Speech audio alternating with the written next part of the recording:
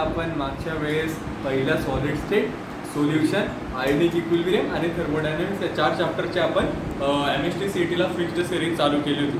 आज आपला 5वा चॅप्टर असणार इलेक्ट्रोकेमिस्ट्री. फार जास्त कठीण, सिरियसली सांगतोय, फार जास्त कठीण. ठीक आहे, पण या कठीण चॅप्टरचा सामना आपल्याला कन्सेप्टच्या बेसिसवर करायचा आहे. इकडे मी 5 प्रश्न घेतले, येऊ शकतात 100%. प्रत्येक प्रश्न, या 5 प्रश्नांपैकी 3 अत्यंत कठीण आहे, 2 सोपे. का घेतले पुढे कळणार. आज सुरू करणार विदाउट एनी डिग्री. ठीक आहे, पहिला प्रश्न काय विचारतोय, what is the charge required for the reduction of 2 moles of Cu2 + Cu. ठीक आहे, म्हणजे काय विचारलंय त्यांनी, चार्ज विचारलाय. काय विचारलंय सर त्यांनी आपल्याला, charge is equal to question mark. नेहमी एक लक्षात काय ठेवायचं, 1 फॅरेडे म्हणजे एक फॅरेडे ऊर्जा निर्माण करण्यासाठी 1 इलेक्ट्रॉन लागणार. 1 फॅरेडे म्हणजे 96,500 कूलम. 96,500 कूलम. आता एवढ्या एका छोट्याशा सूत्रावरून बघ केवढा कठीण प्रश्न सॉल्व्ह होणार. बघ मग त्यांनी मला काय सांगितलंय की बाबा आपल्याकडे Cu2+ आहे, या Cu2+ चं रूपांतर Cu मध्ये होतंय. मग आता इथं काय करणार, Cu2+ जो असणार, जेवढा चार्ज तेवढे इलेक्ट्रॉन. Cu2+ ने 2 इलेक्ट्रॉन्स घेतल्याने एक नॉर्मल Cu तयार केला. मग इथं काय बघायला मिळते मला, जर का मला 1 मोल ऑफ Cu2+ ला तोडायचं आहे तर मला 2 इलेक्ट्रॉन्स एवढे लागत आहे. म्हणजे 2 इलेक्ट्रॉन्स लागतात, म्हणजे मला 2 फॅरेडे एवढी ऊर्जा लागते.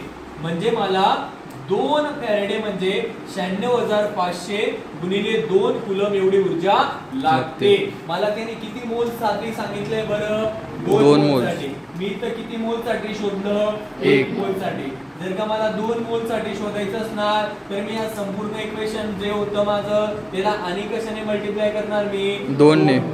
2 दुने काय होणार आहे, 4 होणार. 4 गुणिले 965 अधिक करूया. मग 965 इकडे लिहिला, 4 लिहिला.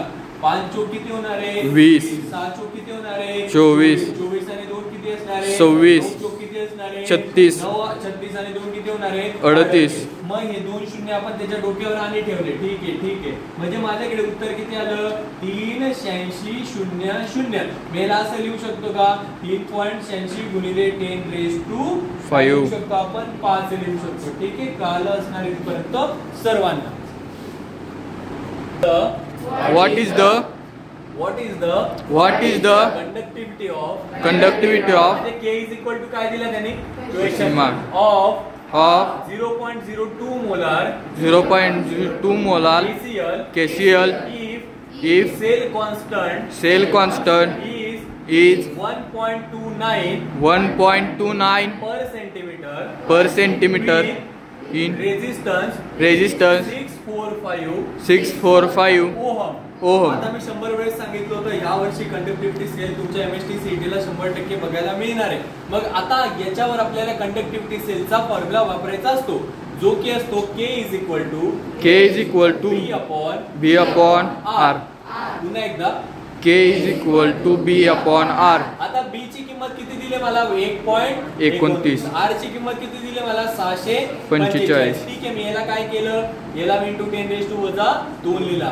मी जेव्हा याला भागतो तेव्हा 5 ने भाग जातो, म्हणजे 1/5 आला आणि × 10⁻² आला. इथं मी 0.2 आला × 10⁻² आला. इथं माझा 2 गुणिले 10⁻³ उत्तर आलं. इलेक्ट्रोकेमिकल सेलचे मुख्यतः 2 प्रकार असतात, electrolysis of molten of fuse NaCl आणि इलेक्ट्रोलिसिस ऑफ ॲक्वियस NaCl. आता याच्यामध्ये तो काय विचारतोय की मोल्टन NaCl चे इलेक्ट्रोलिसिस होतंय, एनोडवर कुठली रिएक्शन होणार. आता हा जो एनोड असतो, एनोडवर काय जातो, एनोड जवळ जो असतो तो Cl-1 जातो. हा Cl-1 Cl आणि 1 इलेक्ट्रॉनला तोडणार आहे. मग 2 Cl-1 जाणार आणि 2 Cl तयार होणार आणि 2 इलेक्ट्रॉन्स बाहेर पडणार. मग आता तूच मला सांग, असं ऑप्शन मला कुठे बघायला मिळतंय, तर ऑप्शन नंबर ए. 2021 प्रत्येक प्रश्न महत्वाचा आहे. त्याच्यानंतर पुढचा प्रश्न काय सांगतोय की मला इलेक्ट्रोलायटिक सोल्युशन दिले, त्याच्यामध्ये डायल्युशन करतोय. ऑप्शन लिहिले नाहीये, परंतु मी कन्सेप्ट सांगतोय, समजून घे. कंडक्टिव्हिटी 2 प्रकारची असते. किती प्रकारची असते, 2 प्रकारची. एक असते माझी इलेक्ट्रिकल कंडक्टिव्हिटी ज्याला K ने रिप्रेझेंट करतो, एक असते मोलर कंडक्टिव्हिटी ज्याला लॅम्बडा ने रिप्रेझेंट करतो. ज्या वेळेस मी याच्यामध्ये पाणी टाकतो म्हणजे H2O टाकतो तर सरांनी 100 वेळेस सांगितलं होतं, तेव्हाही सांगितलं होतं प्रश्न येणार आला.